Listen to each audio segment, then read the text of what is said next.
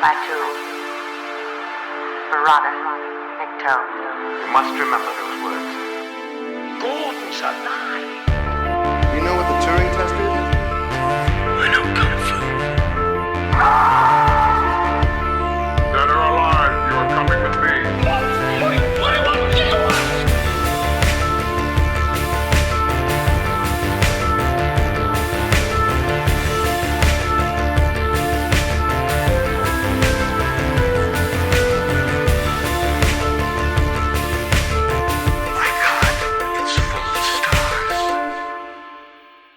Ladies and gentlemen, welcome back to Stories Out of Time and Space. I'm your regular host, Scott Weatherly, and as always, I'm joined by my Jive Turkey partner, Julian Darius.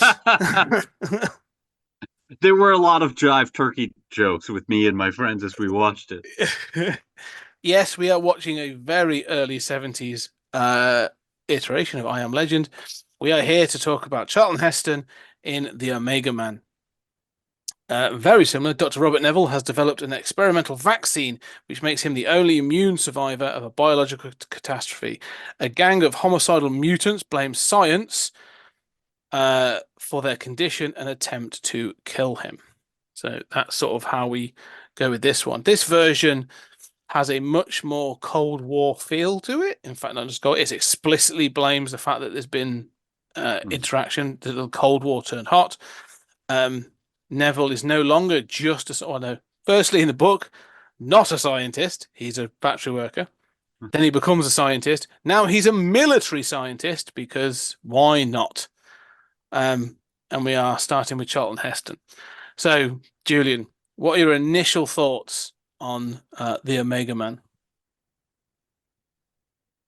This is not a great movie. But yeah. I will say there are things in this that I like better than the Vincent Price version.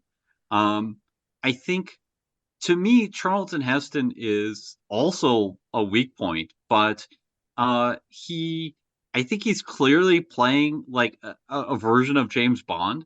The quips get really annoying really fast. Yeah. And there's even a reference to Bond, at which point I was like, oh, they knew what they were doing. I was already thinking this. Yeah, I mean, there's a slow motion scene as he jumps a motorcycle. So, I mean, I would say the Bond stuff, it's a lot more action-y than, other adaptations. But I do like seeing Charlton Heston in the penthouse and sort of like how he's concocted this life. That stuff is okay. The other thing that is like shocking about this film is how out of date it is about race, and painfully so. Really uncomfortable. Yeah. So, what are your general impressions? We will get to the whole race thing because it thought it was progressive. Like its writers thought this film was progressive and stuff. Yeah, no, I think the thing is, having discussed, the character of Robert Neville in the last sort of like, I thought Vincent Price was miscast. I buy, at least in this film, I will buy that Charlton Heston has survived for 3 years on his own. I'm like, yeah, all right, your casting choices are better. I buy it that he's a bit more actiony. I'm going to kind of struggle with the fact he is a scientist, but fine. Yes. That side of things, I'm still going to struggle with. He does not have the demeanor of a careful scientist now. Heston did become a weak link, and again, it's where I think he's better cast as Neville, but I think the surrounding story is not suited to Charlton Heston playing that version of the character. It's an odd mix. This film is. Some of the things I find most hilarious is he goes to Charlton Heston watching Woodstock. I can't believe Charlton Heston would ever watch anything with hippies, like intentionally.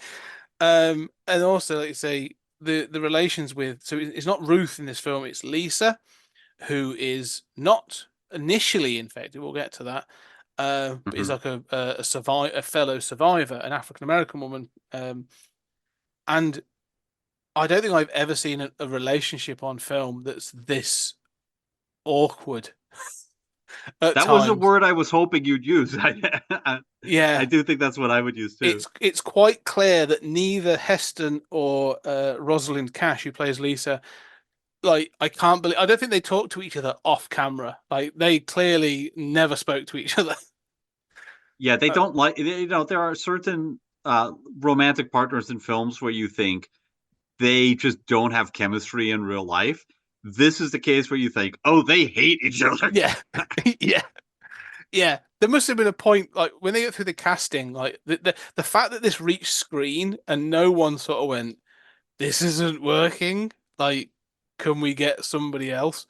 Um, would have been again awkward because obviously he's an African American. I think it's clear. I'm not suggesting that Heston is racist in any way. I'm not saying that. I'm not going to allege anything. I would just say the way he acts around her may have indications of his feelings towards people of an African American persuasion. Let's leave it at that. Um, yeah, it's a really awkward film at times because of these things. But also, I don't understand. There's a whole bunch of stuff that goes on in this film that kind of does just. I would say the first 15, 20 Mm. minutes are actually really good. When it's just Charlton Well, Heston on his own, it's actually really good. no, I agree. And a lot of the fun that we had talking about the world, the flesh, and the devil, right? Which is sort of just a lot of that is just a person in New York going around Mm, and, you know, figuring out things uh and that stuff was the strongest part of that film for both of us. mm, I think that stuff here also works. hmm Here, at least that film was more conscious of collecting books and paintings. Here, that also was, I think, in some ways more progressive about race. Uh, but here, um, it's interesting. Here there are films and things like this, but because it's Heston, maybe. I mean, it's far more preoccupied with like a chess match, and I think Yeah. that chess metaphor works as a metaphor for the film too. That it really is fundamentally Neville and joined by a few other survivors who are not infected, um, with a organized group of vampires who are clearly infected. There's no undead, right? They're just Mm-mm. infected people who are light averse.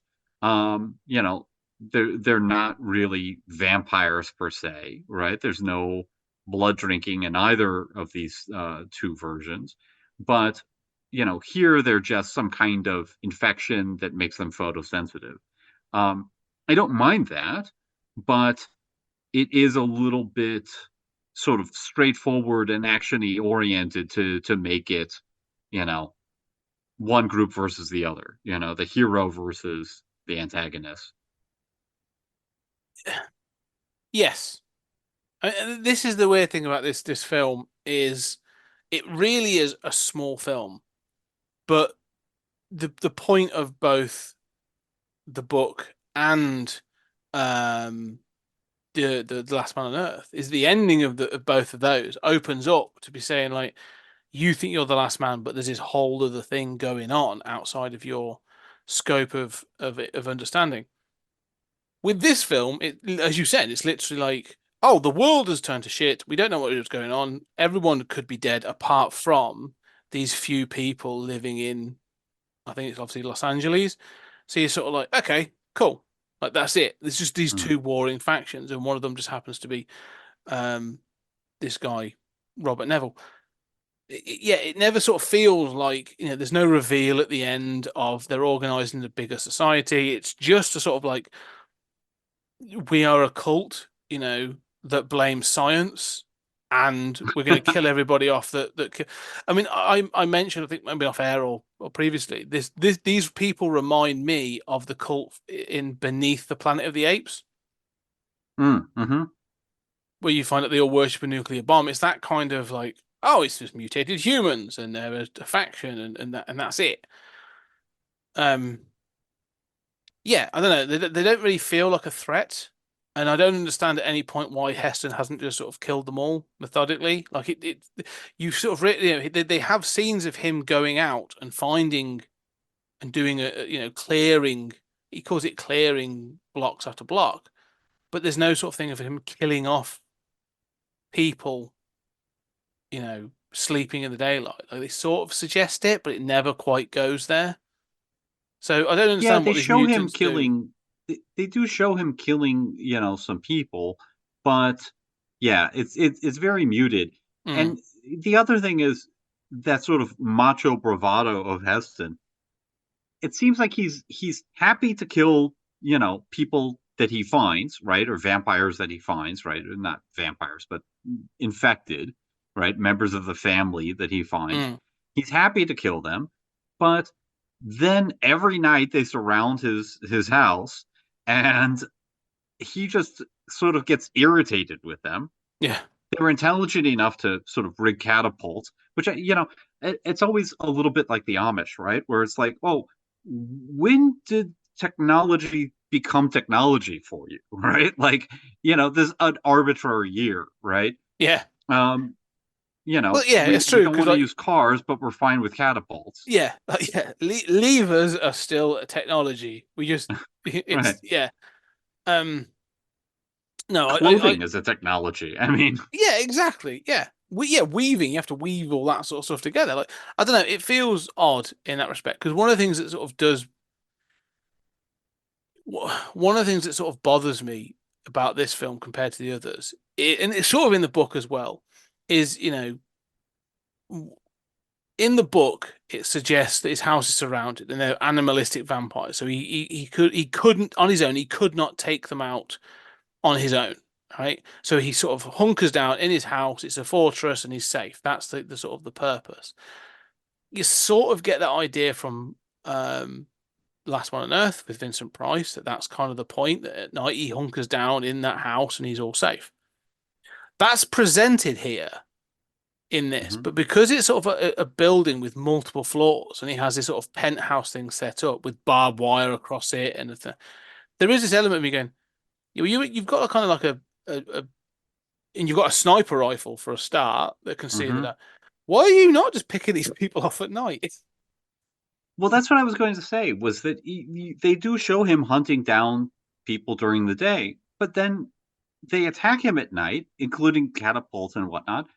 And then it seems like when he gets annoyed, then, this is what I mean by the macho kind of male Mm, entitlement. It's like, well, I'm just annoyed at their ruckus. And then he goes and fires almost blind, to basically scare them away and disperse yeah, them.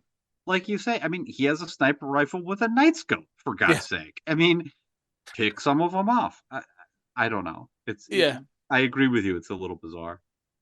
Um, but I do like little bits. I think with Heston, when he's out doing his bits and pieces, and sort of the phones start ringing, and he has to remind himself that there aren't. He says to himself like, Mm. there are no phones ringing. Like that's a good shot. I like that. But also like he's playing. He has this bust of Caesar there, that he has that. I like that. This is it's his talking companion. But also, it's like he goes, "Oh, it's Sunday. I dress up for dinner on a Sunday," and he's wearing this like Yeah. ridiculous like velvet. He turns up like Austin Powers kind of thing with like frilly shirts and all this other stuff. Like all that's kind of fun. Like it's sort of this eccentricities of a man who's sort of trapped on his own, but he's still going to do these sort of weird things just to keep himself entertained. Um, so I'm down with all that. I'm fine with all that. And then he gets taken, and you have that whole thing of it builds up to him being taken and taken to the football stadium where they're going to execute him and burn him alive. And you get several lines in that. I think, there's other bits as well, but you get there's several lines there that sort of tell you about what happened before. Because one of the Mhm. things Matthias, who's the leader of this sort of mutated cult, says this is where they brought them to burn them.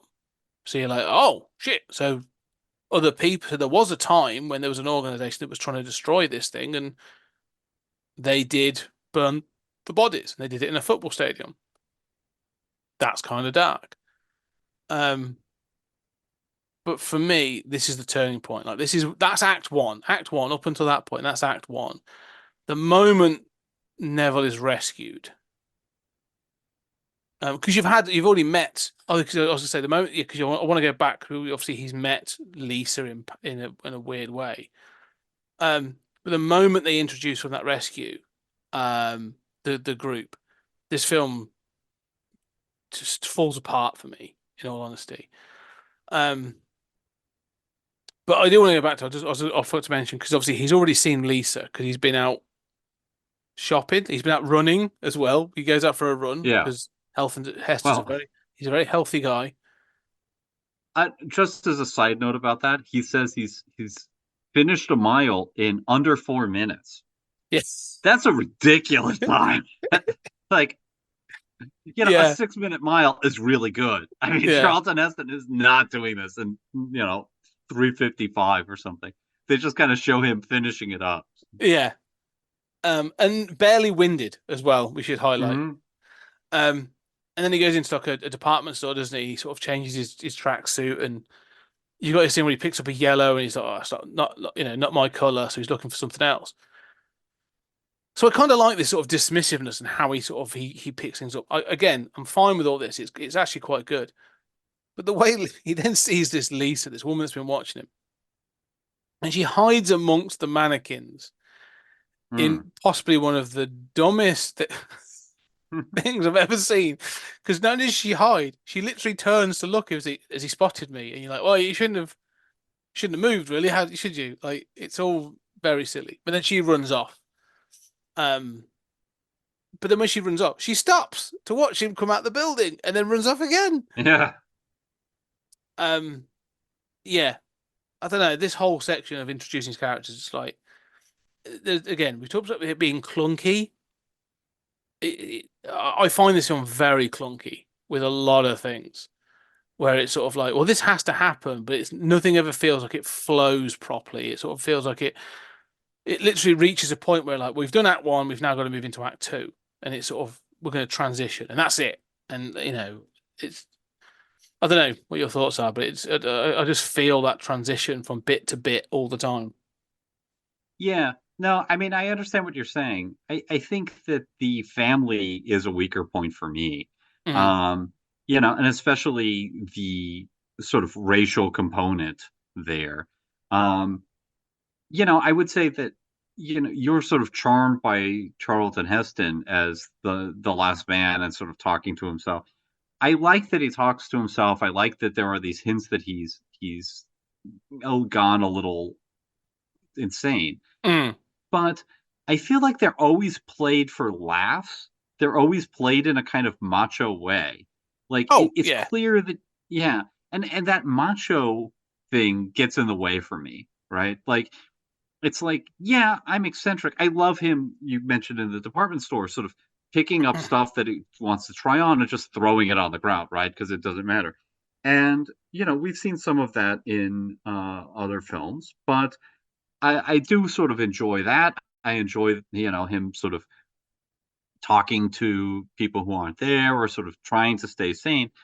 But it all comes off as sort of Heston playing Bond. It all comes off in this kind of macho way.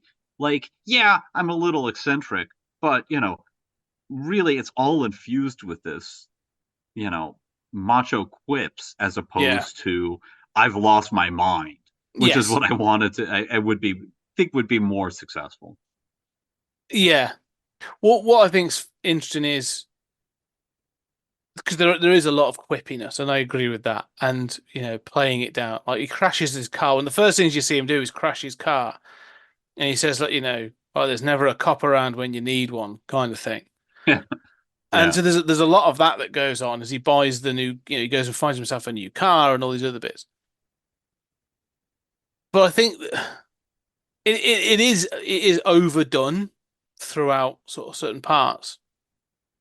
However, I think because there's then the moment where he sees the payphone and it's sort of, he hears the ringing and all this other stuff, and then he has that moment Mm. of, I have to remind myself that there is no phone ringing, and he has to sort of block out this noise that's broken through his psyche. To me, it plays a little bit different in that all that quipping is his like coping mechanism. Like he knows it's all a bit daft and a bit silly, and it is overly macho. Like it definitely is. Well, maybe Heston doesn't know it's a coping mechanism. I don't know, but that's how it plays for me. For the character is Yeah. all that quipping is like he has to do that and play along with his own sort of like slight quirkiness that he's or the eccentricities that have started to accumulate. Because if he doesn't, the moments of like hearing the phone ringing or other things will break through, and that's what's really scares him. So I can see that, but there's not enough. There should be more of that where like seeing Lisa, like he should be like, well, that's not the first person I've seen run away. Like, and they're always a hallucination. Like there needs to be some acknowledgement of, oh, I've had other moments of like mental breakdown or something. Would be more interesting. No, I agree with you. And I like the idea that Charlton Heston doesn't know about the character. That does feel dead on, right? Yeah. Like he wants to play it as a macho leading man. Yes. But really that's not what the script is. Yeah. Yeah, outside of this jogging bit, Yeah, so I mean, for me, really, it's the family that is more the problem of that setup. That, they have these kind of like cat eyes, and they're also like supposedly, sort of a little albino. But the way this is accomplished with special effects is a dusting of powder. It's very clearly what it is. Yeah. The main bad guy has a second in command who is black, and the anti-science stuff doesn't really make sense. This sort of like tying, I feel as if the family's sort of unthinking, we just want to tear the world down, which is really their motivation, right? I mean, they're the people talked about in Dark Knight, or so they just want to see the world burn, right? They're not complex villains. And I feel like tying that to a black character, who speaks in a black vernacular is a little uncomfortable. Let's get to that bit. Just one line in particular. It's the dialogue in this film. It feels very 70s. And you're talking about Zachary, the lieutenant, I suppose, to Matthias. And there is this sort of like, I don't see race anymore. I'm colorblind because we're all albino, kind of thing. But you're right. Like, but what I find is interesting is, like you said about Zachary using certain terms and having sort of colloquial. He's also the first to turn to gun violence. And he's also the only one that they send in alone to Neville's house later on, where I'm a bit like, the joke of like, look, yes, so the black guy's the first one to try and use a gun, and also he's the one that the family clearly have nominated to go in on his own on a suicide mission. All of that feels really uncomfortable to me watching it today. But I don't think my impression is that he is hiding the gun. Oh yeah, because yeah, that's technology. Yeah, but that's the point. But it's again, that makes it worse. It makes it worse. Exactly. That's my point. Is like Matthias is like, we just have spears and weapons, and he's like, yeah, I'm going to shoot this guy. Like it's all like this feels like who he calls a honky. Yes, I mean, he's exactly. I wasn't going to try. I wasn't going to use the term, but yes, exactly. And I'm like, oh, like this isn't you're going to get an interracial relationship and an interracial kiss in this, and I think they're kind of proud of that. And then you're going like, yeah, you kind of give him with one hand and take him with the other. Like, don't pat yourselves on the back just yet, because the other side of things, that overall message is like, there are good ones worth kissing, especially if you are. I mean, as they continuously say, you are the last people on Earth, right? Yeah. Like, under those circumstances, I suppose miscegenation is okay. Yeah. You know, on the other hand, a lot of blacks are violent, uncontrollable people. Seems to be the message here. Like they're still bad ones. I mean, it's really uncomfortable for me watching this. Anyway, sorry to interrupt. No, but that's the point. But I think this goes for the other side as well. I think this goes for the survivors as well. This kind of dialogue and because it's been several years. This highlights again. It's been 3 years since sort of everything happened.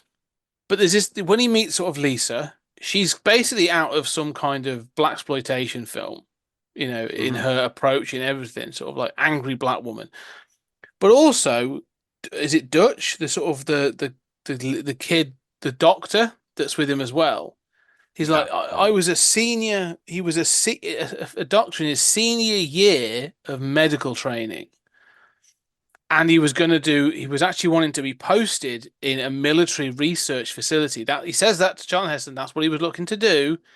Yet he still talks and acts like a hippie, and I'm like, yes, there'd be times when you would have to adapt, but like you wouldn't completely change your mannerisms and everything. Like I cannot believe this kid ever went to was a senior in a medical institution and was ready to go on a military placement. Like all these things keep happening. I'm just like, I'm not buying any of this. Like this feels so like you're trying to be hip and like relevant that like you're kind of messing with this, not just the story, but like all the characters feel misplaced, and it really starts to damage and make the film grating quite quickly by about halfway through. Yeah, that group I find totally confusing. Yeah. And, they're led by Dutch. Dutch is apparently their leader. And when we first meet them as a group, he's got women surrounding him. He's the only man of the group, really. Yeah. There's a boy, I think, but he seems like it's like, is this an expression of free love? Or, like it's very hippie, but it's also like, is he a cult leader? Is he having sex with these women? What's going on here, right? But then Lisa is really interested in, hooking up with Charlton Heston, and or becomes interested, and despite their lack of chemistry, so to speak, and I'm thinking, is that okay with Dutch? How does that group work? Well, I mean, he's this motorcycle, and then he disappears on the motorcycle. He seems to always be gone. Do they really have precautions, or is there only precaution that they're just out in the middle of nowhere? I mean, I don't know. And then, when Dutch hears about, the the boy being the young man, I should say, being cured, he runs down the hill like a kid, and I'm thinking he's the leader of this group, so what is the dynamic with that group? And I know what you're saying. It's clearly referencing, hippies, but the counterculture. But it doesn't make a lot of sense. And then you get into, besides the racial themes that are problematic, now we have the idea of we need a red-blooded macho man to save those dirty hippies. Yes. Yeah. Yeah. Guns don't kill the family. Charlton Heston kills the family. Yeah, that's the thing, isn't it? Like white savior. This is really sort of because again, he's that perfect. He's a doctor. He's a scientist. He's also an action star. It's all that thing rolled into one. And there's a moment when when Dutch they sort of say about we know who you are, and we know about your work, and he recites all the work that Dutch has done. And Neville says to him, he says, that's a good recitation, but do you know what it means? And I'm thinking, Charlton Heston doesn't know what it means. Like this, I don't believe he's read the line, but I don't think he ever understands any of this. And so, yeah, there's a lot of that where I'm just sort of like, okay, this feels kind of silly. But you're right about the group as well. Like the group, like when you meet this group, there's no sort of order, there's no cohesion, and that's fine. Like if that's what they're going for, like no, we have no leader, we're all just whatever, and it all gets directed to saving Richie, this lad who's been infected, and then you find out that that's the whole thing of Neville's blood is kind of like a vaccine. His antibodies, but again, I'm going like, yeah, but is he the same blood type? Is this how this works? Like, this doesn't make any great deal of sense. Like, it's all really simplified and it makes no sense. And da da da da. So yeah, it's all this introducing the group kind of confuses this film more than anything. Yes. It really confuses what this film's supposed to be about. Yeah, and it doesn't really accomplish much for the plot, right? I mean, really that group outside of Lisa and Richie have no function in the plot. No. They don't really do anything except show up at the end. So there's this group. Lisa is obviously there as the love interest. And then there's Richie, and Richie is there to demonstrate, you can save somebody with your blood, which just underlining the racial problems. Yeah. The line I'm referring to is when Charlton Heston explicitly says pure Anglo-Saxon. Yeah. There's cringe and then there's just be grateful he didn't go in for a high five. I mean, that would have really made things awkward. Yeah. And he's saying this to the black woman who's clearly uncomfortable about this interracial relationship. I mean, it's really, really awkward. And then Richie is kind of played, I think that the actor, Eric Lonneville, is to his credit, is trying to give him, real interior space, but he's been written in a very simple way. Yeah. And he reaches out that he wants to reach out to the family, and he winds up being captured and killed, right? Yeah. So isn't the point of that, like, you can't reach out to your enemies, right? This is a Cold War movie. The Russians will murder you. Well, No, I think this is where, again, you said about the message of the film, because the fact is, Richie was ill. He was transitioning. You see, like they actually show you, like his skin is because he was obviously an African American lad. They show you that there's that dusting of powder. Like he is turning into one of the family. Like the mutation is setting in, whatever the illness is.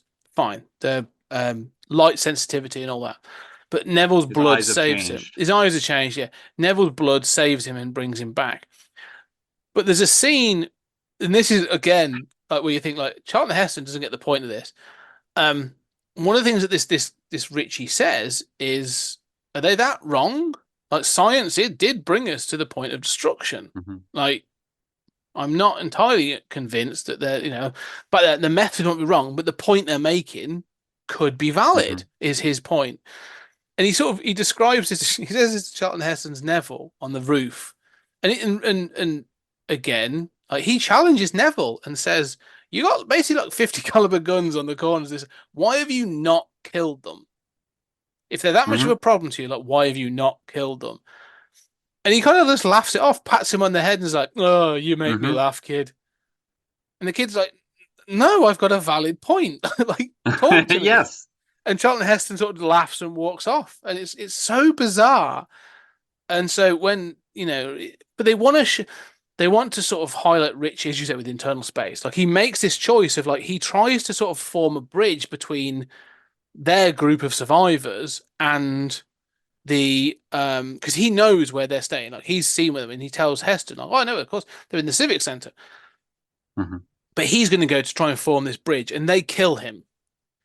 But I think the point that the film tries to make is they're both as bad as each other. That's the only thing I can take from it is, they try and give Neville this heroic thing of like, well, I'm not going to kill them but they're just going to kill Richie. But I'm like, yeah, but you're kind of doing other things that's terrible. So you said about, is it this thing of like not reaching out because you're not like them? I think there's an element of, because it wants to be a hippie-ish film. I still think there is a hippie-ish element to this of, at the moment warmongering, because it's Matthias who is a warmonger from the mutant side versus Neville as a warmonger from the sort of survivor side. Just as bad as each other. That's kind of like the only thing I can take from it. And Richie got killed in the crossfire kind of thing of like, you know, they won't trust the other. But if they had have sat down and talked, they could have probably survived together. And I'm really stretching to make that happen as a sort of a message. Yeah, I'm not 100% sure I buy it. Neither do I. You know, I mean, I think that's a reading. I don't think that's an irresponsible reading. I do think they could have worked it out, right? There's no reason why they couldn't have cohabitated and figured out how to moderate technology in some way, yeah, to make a civilization. But you mentioned that scene where Charlton Heston kind of insultingly pats Richie on the head, right? And walks off. And his demeanor is one of like, oh, you're such a naive little kid, yes. like I'm a macho man, and sometimes you just gotta kill your enemy, and you don't seem to understand that. That's not the way the world works, little hippie. And it's not mean, but it is entitled. It is It's dismissive. arrogant. Yeah. Oh yes, absolutely. And so to me, and he goes to rescue Richie, right? So I mean, he is the savior figure. He is the hero figure. He is the white savior, the macho, red-blooded American male. And I think it's really hard for the movie, whatever it may intend, to escape these tropes, because those tropes are so woven into the plot of this film, not just Heston's performance.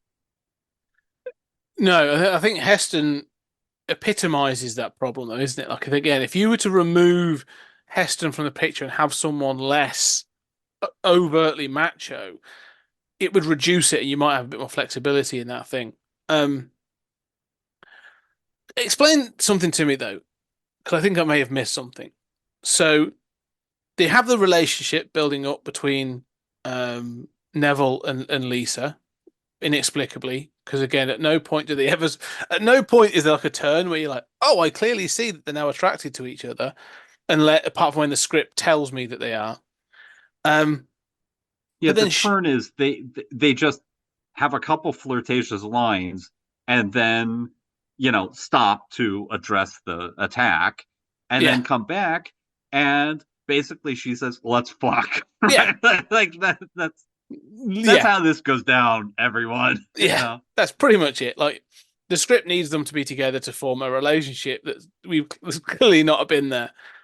But after this, she goes out and she sort of, she's getting dressed up to go out and do some foraging. Like, she's going out to look for different bits and pieces or whatever. All right. And she puts on this like headscarf, which becomes important. And then, as you say, like, we find out that Richie's been has run off trying to speak to the family, and Neville goes off to try and save him, unsuccessfully, because we see that Richie is killed. But Richie has given information about where Neville is and what's going on, so they've sort of formed this group, and they're now marching to Neville's house. All fine, understood, not a problem. Literally carrying torches. Yes, a amazing. mob carrying torches. Yes. Yeah. However, Lisa then sort of steps into shot, and you're like, oh, that's Lisa. She better move. Like, this is her under threat. And then she steps into the light and removes her headscarf to reveal that she is now infected. And in the time that it has taken to try and in an attempt to reach Richie, has been fully infected and turned. Mm-hmm. Now, when did that happen? How did that happen? And have I missed something that tells me that she was already, is this like one of those zombie films where someone gets bitten but hides it under their coat or, in a sleeve or something? No. No, okay, good. No, it's not that I was clever. really struggled by this. I was like, when the hell did she turn? Well, she could have gotten infected from Richie. And Fine, but there I was no. often wondered, like, why are they not taking precautions, right? Like, Mm, she's right up there next to Richie. But as you say, she doesn't show any signs, and then she goes out, basically for groceries and yeah. comes back and doesn't come back, right? She's infected. Making this even worse, I mean, this is just a reveal, right? Hmm. I mean, and of course, I'm watching it and I'm cringing because of all of the dialogue about black hair, I mean, so covering it up and then revealing it, I mean, this is holds a special weight in the black community. Oh yeah. Um, but then she first walks into the shot and she's carrying bags of groceries, basically, Yeah. supplies for them to run off. So clearly, if she is infected, she's still carrying that. But she wanders into the shop, and of course, instantly I'm thinking, like, it's night now. Why have you? It's totally blackout. Hmm. Why have you stayed around until night to be scared by this mob?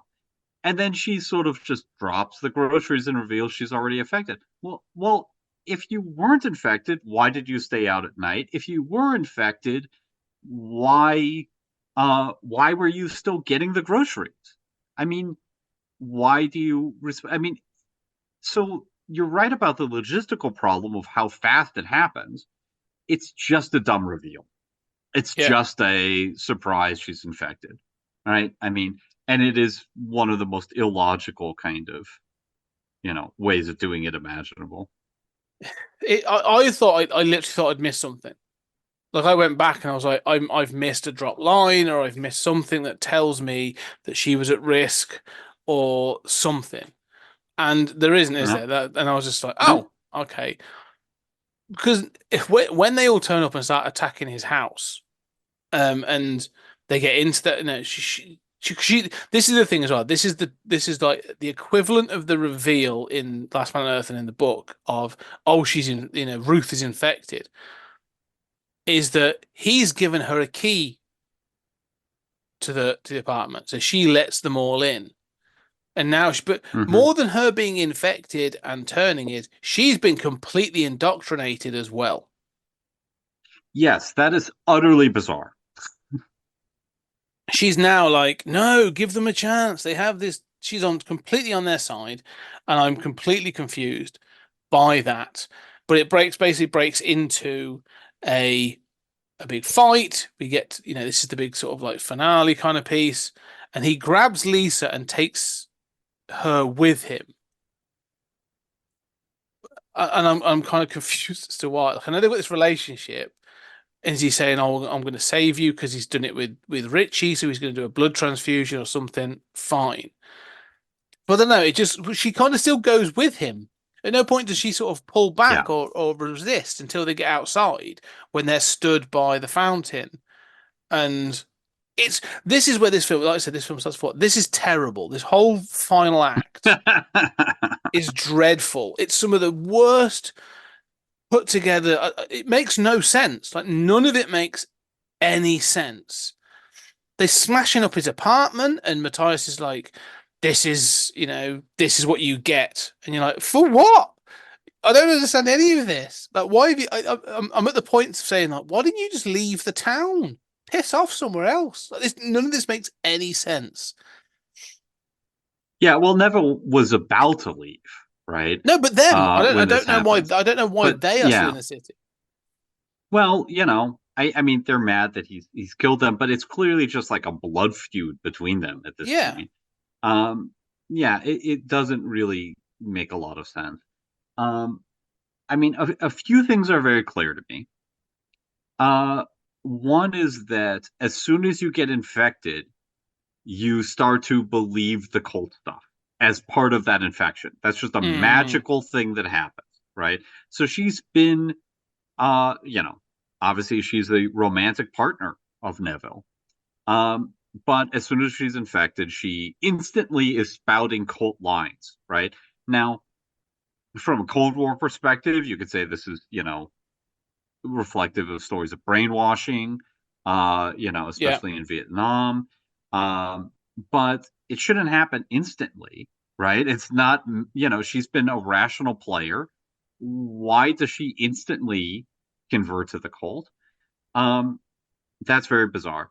But then equally, Charlton Heston is such a man's man, especially with that Anglo-Saxon blood, don't you know? Yeah. That just being around him makes a girl swoon and find the strength to battle their cult-like status. Yes. I mean, if Charlton Heston had only been able to talk to the Manson family, and all the girls at least would have repented and seen, what a real exemplar of masculinity offered. I can see the attraction. Bare-chested Charlton Heston is clearly the way to go. You're right. That's the thing. Is this the macho thing, isn't it? It, but it sort of adds to the sort of almost like the dumbness of this. Is that thing of sort of like, because you've still got this whole thing of a blood transfusion, and they're going to use it because Richie could now be used as because he's been cured, so he's now a vaccine, all this other stuff. I don't know. It just kind of this whole ending. I'm trying to sort of like when they're stood by the fountain, as you've said, like she's been dragged out, like but barely any resistance into the street, and they have this kind of conversation, and then Matthias comes out on the balcony and hurls a spear at the most unconvincing throw. Yeah. Right. I mean, like in fairness, we ribbed The Last Man on Earth for a lot of production problems. This throw is one of the most unconvincing throws, and then it's cut to like a really good throw that kills him. Yeah, with pinpoint accuracy, right? That's my problem. There's no racial undercurrent about spear throwing, by the way. That's not charged. Yeah, well, it's the fact, like you say, the first is the bad editing because it's one of those I love in it films where like someone looks like they're throwing it, and then you cut to a scene of someone looks like they're being stabbed, and you're like, oh, that javelin never traveled in the air, and that's how. Yeah, it made it 12 feet. Yeah, yeah, right. But it hits, and you say it's spot on. It hits Neville in the heart, and he starts to bleed out. And again, I'm sort of like, why? This feels like such a letdown as a confrontation between Matthias and if you are trying to go for that, they are both as bad as each other kind of ending or something. You need both Matthias and Neville to die in this version. That's where it's got to end. But but he doesn't. Matthias just is in the house, and Lisa sort of just leaves because he's bleeding out. So the family have won. That's the point. Like, the family has won really. Until that, sort of. But but the survivors take Lisa, and they arrive, and Charlton Heston has, and this is the only foreshadowing at all, and it's not really that Lisa could turn, is that Charlton Heston, having saved Richie, Neville rather, makes a basically like a flask of his own blood, right? Which of course has to be refrigerated, right? I mean, but it's clearly just water, and so the other survivors show up, and Charlton Heston's dying action is to pull this from his jacket and then collapse. Yeah. And they take it, and presumably that is going to be used to cure Lisa. So, yeah, Matthias has won, but humanity will survive, and there is, in fact, a cure, and Charlton Heston has died. Let's just be clear, utterly Christ-like. Right? Oh God, yes. That final shot. Twice though. This was the thing. Twice they give him a crucifixion death in this film. Mm-hmm. So when they tried to burn him in the football stadium, like he is posing not just with his arms up, like the way his legs are sort of leaning and everything. Like they are going for a Mm-hmm. crucifixion pose, like no doubt. And then they mimic that in the final shot of this film, which is a nice shot. I mean, it's a well framed shot. Everything looks good, but again, it's that thing of like Anglo-Saxon savior. That's Uh-huh. Anglo-Saxon savior. So he's an ass, is what we're saying. Um, yeah, it can't. It's just the point Well, of. Oh, go you on. say it's a nice shot, but then it goes inverted, right? Yeah, Needlessly, for the credits. I mean, almost in a parody of 1970s movies or something. Yeah, Zack Snyder thought this and saw this movie and thought, I can outdo your Jesus images. hold my beer. Um, the thing is, again, the whole point of the book, as we've said, is like the dehumanization of Neville and the fact that he becomes the monster. He becomes I Am Legend because he is the fact. He becomes the other, and the norm has taken over. And that's kind of like I say, in a perfunctory manner, is sort of presented in Last Man on Earth. But there's nothing in this, and I've Hmm. because there is no I Am Legend to who? Because Hmm. Matthias, that's just like we've beaten you, but now we've got to go after these other survivors, which means there may be more people in the world that are survivors. So what's the point of all this? There are more people who survive, right? I Yeah. mean, there's no way these are the only people, right? I mean, the other thing is there are no vampires, right? So there are no Mm. undead. There's just the infected who basically are photosensitive, right? Outside of that, they don't like technology. That's Yeah. pretty much their defining trait. And also, as soon as you're infected, you're cult-like, right? So, I Mm. mean, I do like the kind of like you mentioned as a very Cold War movie, the sort of like the virus is communism kind of, Yes. interpretation, right? But And hippies are prone to it. yeah, that is true. I mean, those dirty hippies. The thing that saved Charlton Heston was not his blood. It was his membership to the Republican Party that There are a few scenes where he's gunning people down where I think, oh, he's enjoying this a little too yeah. much. Uh, you know, he all but screams "cold dead hand." Yes. Or, yeah, get your hands off me, you damn dirty hippie. Uh Yeah, yeah. so I mean, no, it's not. He's not the last man on Earth. Mm-mm. This is not. There's no multiple categories of people. I mean, there's just you can be cured, and being cured means you won't be photosensitive any longer. I mean, like, there's no real reason not to be infected, right? Except once you're infected, you automatically join the cult, right? Is the logic there? Um, it's bizarre. It is, yeah. So the family and the transition don't make any sense. And even with the finale, um one of one of the things that this is kind of proud of, or the filmmakers are proud of, is the fact that it has this. That they claimed at one point, or at least some people claim, is the first interracial kiss on screen. Apparently, it's not. There were some others in the late 50s that or the late 60s that superseded it. Not a problem. Fine. If you really wanted to go down this route, because again, I don't understand. I'm not entirely sure of the relationship between Richie and Lisa, and like you said, this organization. Like, is that his mother? Is it his older sister? Don't know. All right. But there's almost like what, and again, I know I'm going to rewrite some of this. All right. Simple things that even Heston could have done. He should have become, and there should be more to, because again, this film's an hour and a half. Like, it's not the longest film in the world. There should have been some time spent with him, with that group, and there is, but they could have done more that allows him to become like a father figure. Like he becomes almost like well, I will teach you to, tie knots, or use a gun or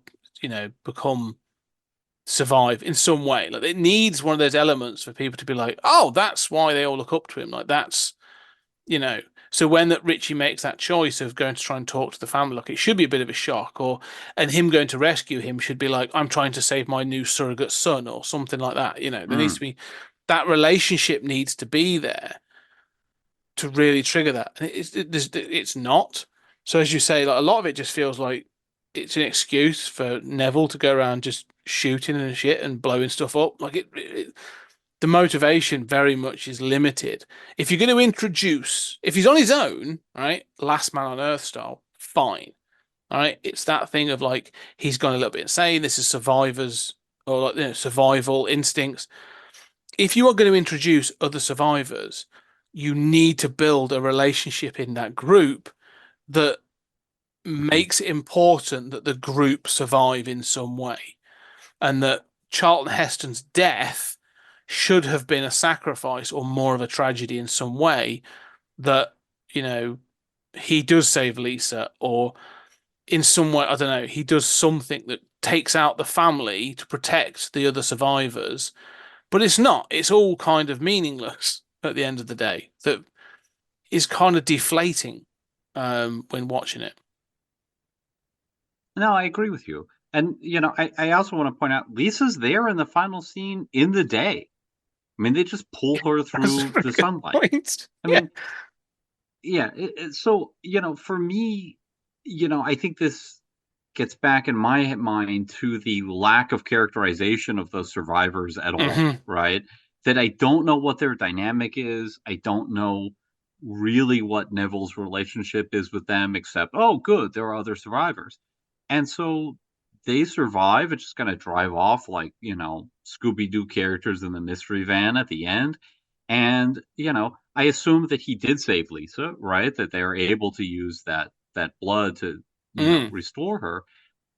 But it doesn't feel like this was a great love story that he sacrificed for them. I mean, we get all the Christ metaphors, but as you say, there's no personal relationship there, right? So, you're right that it's missing that connection that would make that sacrifice mean anything. It's just, well, there are other people alive, and really, he's not sacrificing for them. He's killed. But the film also, yeah, exactly. Like you said it before, it's about a blood feud. But again, if you're going to have a blood feud in this similar way, then it needs to come to like a fight between Matthias and Neville, where they both take each other out. It needs to be one of those things of like, well, they're almost like they've killed, almost like Romeo and Juliet, they've killed each other, therefore we need to sort of stop this battling or whatever. Like there needs to be some resolution, because the film also raises the question that Richie's asked is. And he asked it of Heston and then sacrificed. Richie sacrificed himself to kind of prove a point. Are they wrong? Is technology and everything is what led us to this bomb and to this biological warfare? Are they wrong? Is the family wrong to be taking this position? That science is bad, and it never comes back to it for anyone to say, yeah, maybe they were, or no, we need the development of science is integral to the progression of humanity. So, actually they're wrong. Like, take a stance. Do you know what I mean? Like, if you're going to ask that question, take a stance on it. I think that the movie does, but I think that the family are just the villains, right? Yeah. They're just the villains. And so, technology does help, right? Because it does get a cure, right? Unlike other versions of this story, there really is a cure here. And Macho Man Randy Savage is the one who develops it. So, technology wins out in the end, even though we're not really shown that too much. I mean, we see Richie recover, but, and Richie's wrong, because while there's no real reason for them to fight, the communists will not listen to reason. and the only thing they understand is force, and that's why we have to remain in Vietnam forever. If that was the speech that Heston gave at the end of the film, then I would have been surprised, to be honest. But yeah, I think you're right. But it needs to hammer that, not so much hammer it home, but at least have that conversation of saying, like, someone, Richie, before he's killed off, then needs to say, are they wrong? You know, technology brought us to this point. Is it the wrong thing? And then someone needs to point out and say exactly what you've said. Well, technology is what saved your life. Mm-hmm. You know, so is it so wrong? You know, Lisa needs to confront him then and say, what are you saying? It's technology that brought you back to us. Like, we saved you with technology, with science.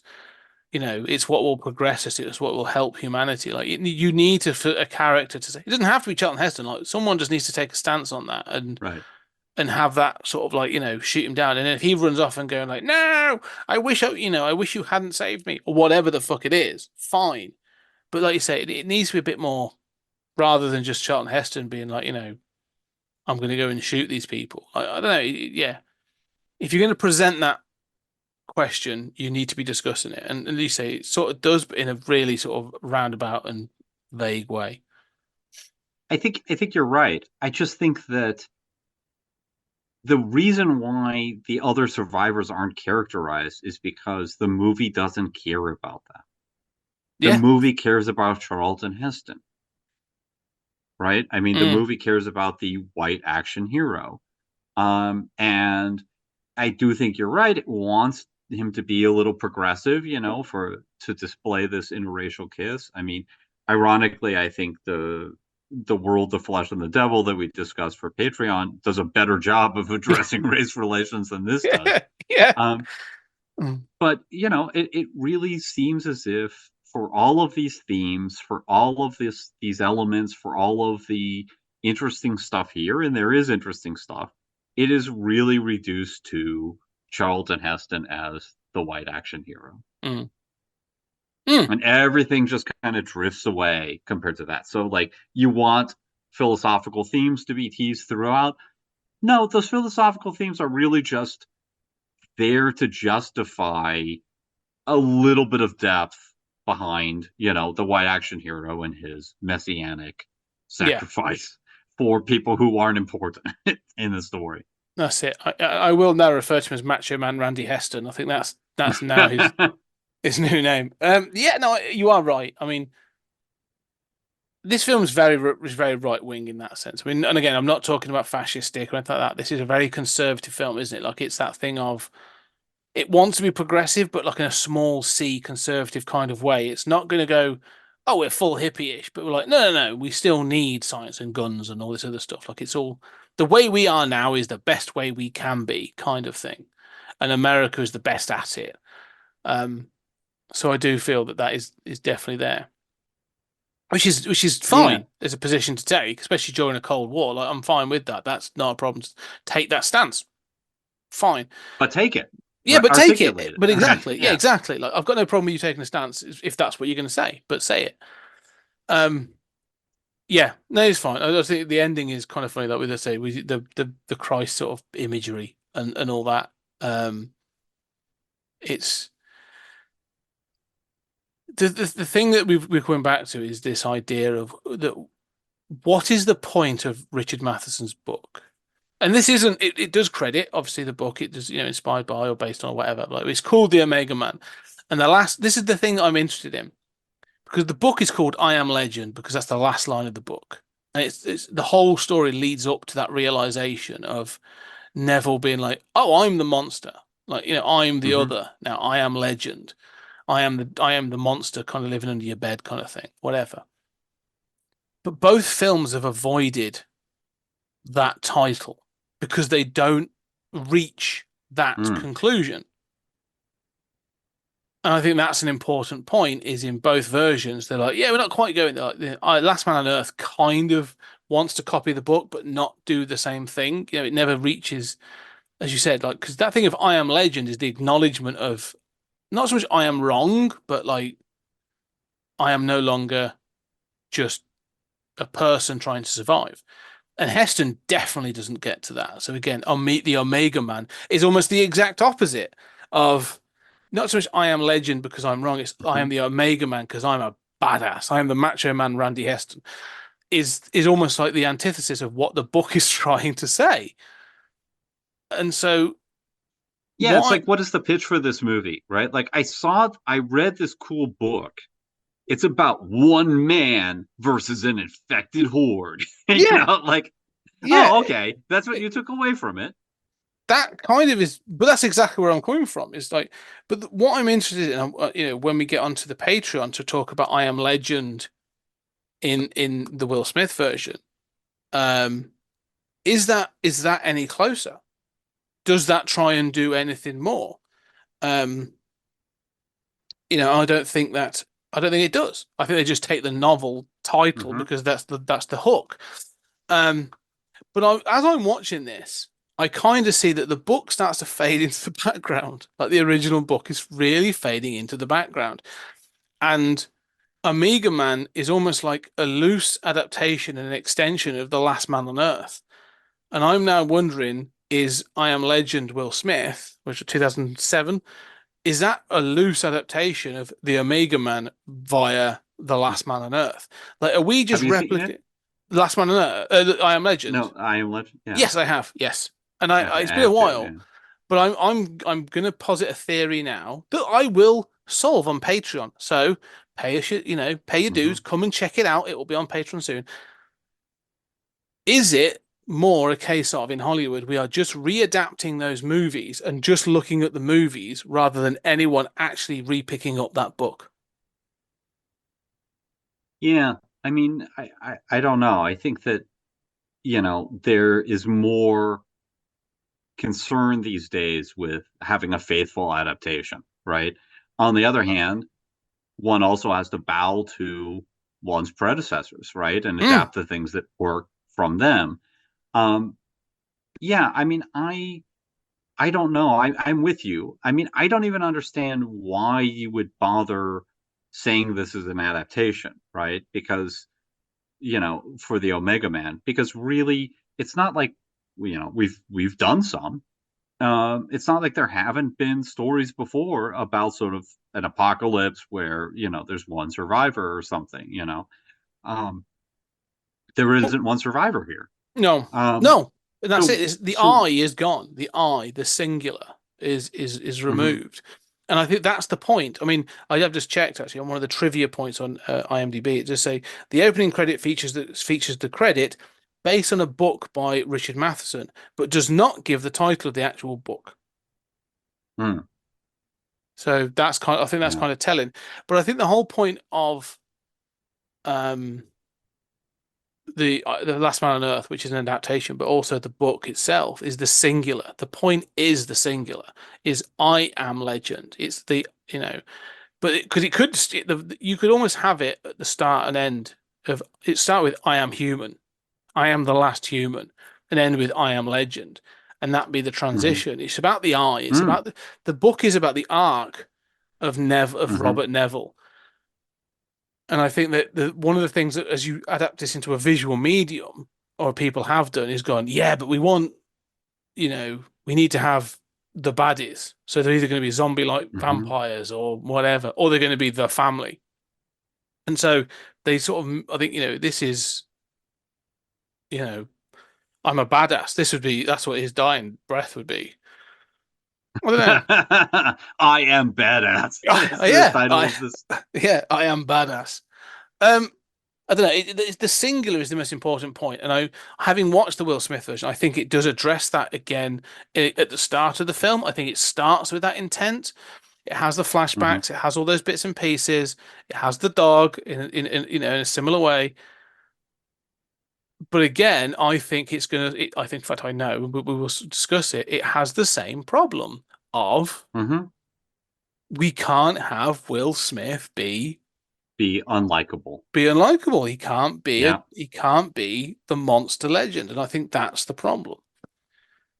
Yep. I think that's the Right. problem we'll come across. But let's see. Anyway, so Well, it's worth pointing out that Matheson did not like either of these two yeah, adaptations, but he did say about Omega Man that it was so different than the book that he wasn't bothered.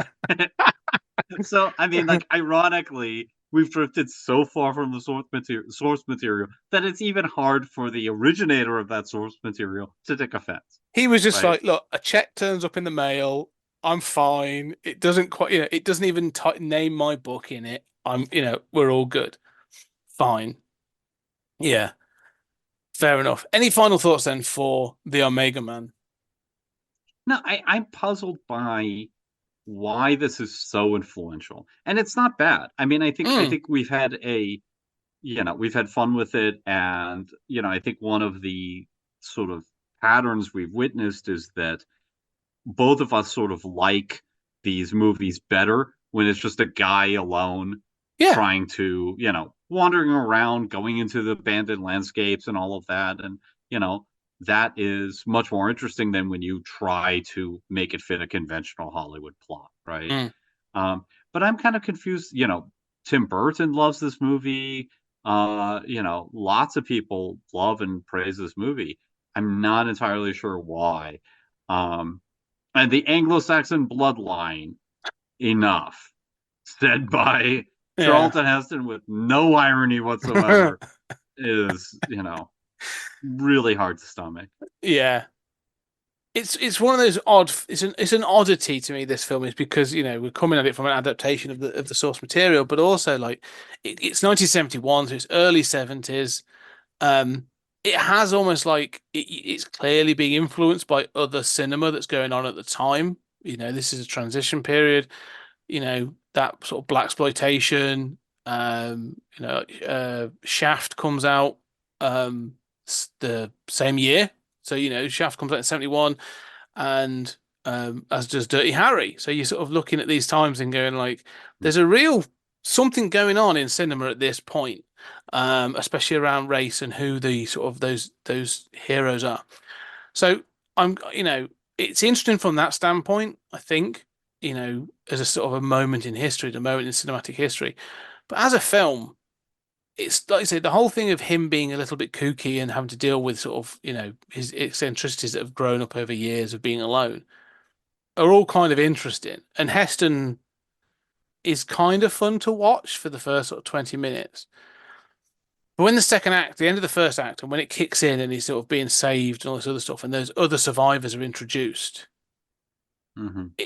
it weirdly kicks into like autopilot of what this kind of film should do. And I think we said it as well we did say it with Last Man on Earth, that it was kind of perfunctory. There was a lot of like, box ticking of like, this was in the book or this has got to happen. There's parts of this film that feel very much the same to me, where it's like, oh, we've got to have this and we're going to have this. And, the relationship between Lisa and Neville, who's going to follow this trajectory. None of that is going to actually be portrayed in the acting, in the way that things are presented, just in the actions that take place. There will be dialogue that Mm-hmm. says, "I am flirting with you," and the response is, "I enjoy your flirting with me. Shall we go to bed?" Like it's kind of robotic. The kiss is the interracial kiss is incredibly uncomfortable and awkward, and it gets worse from there.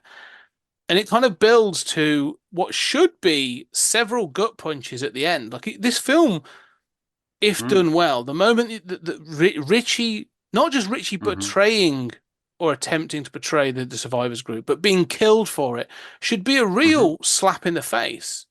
But it's kind of like a shoulder shrug, even to Charlton Heston. He's like, "Oh, that's a shame," and then moves on. And the same with Lisa. The reveal that Lisa has been infected and is being overtaken by the cult-like behavior should be a gut punch. Like it should have led up to that. This is a real shame, and his desire to save her.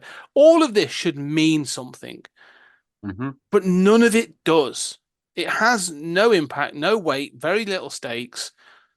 Parts of it look good, but generally, I think it's kind of so ineffectual in what it wants to do, and I don't think it's sure it's what it wants to do. That it kind of just sort of does it and then leaves, and I'm left feeling cold to the whole thing, where I'm just like, oh, okay, well, again, you know, it reached its inevitable conclusion because I sort of knew that had to happen, but I didn't care. I cared more about Vincent Price's death in Last Man on Earth, but even that's not great. So yeah, I don't know. I just feel that this one is again is a troubled adaptation, but even drifting away from the source material, it doesn't drift away in order to achieve anything. Do you know what I mean? I don't mind it Yeah. if you do an adaptation of a book, but you're like, we started with Pride and Prejudice or Jane Austen or whatever, but then and we have taken it and we've redone this to try and tell it through the veil of a modern tale or through, you know, the modern gay, perspective. Cool, sounds good. You've taken it, you're adapting it for a purpose and with a point of view. Brilliant, sounds good. Let's have that different story. This just sort of went, we want to shoot things, and all we could afford was Yep. people in hoods. No, I think that's right. Yeah, I mean, and I think that, I mean, we've seen, in our own lifetimes, right? We've seen this happen with sort of some of those Arnold Schwarzenegger movies, Oh, right? Where 100%. it's like, Yeah. okay, this has to be adapted in a way that turns it into an action movie, right? And I think this is a sort of precursor to that. And some of those are successful, right? They've turned it into something that works. Total This Recall. sort of, yeah, exactly. And which we both love, and have already talked about on the show. But this feels in that vein, Yes. doesn't it? Like this, Yeah. turning it into the full bloated action movie with a macho lead. No, I agree. I 100% agree. I totally agree. This is almost, and I hadn't thought about it in this way in the past, but you are so right that this is a precursor to the actionification of literary source materials, where they're like, we've got this really cool story, but we need to punch it up literally to make it more exciting. And you end up with this. And I just think and funnily, like you say, even some of the action scenes are sort of like some of them are great and some of them are quite interesting. There's a film called I'm Gonna Get You Sucker, a parody film of like blaxploitation. It's a great film, really funny.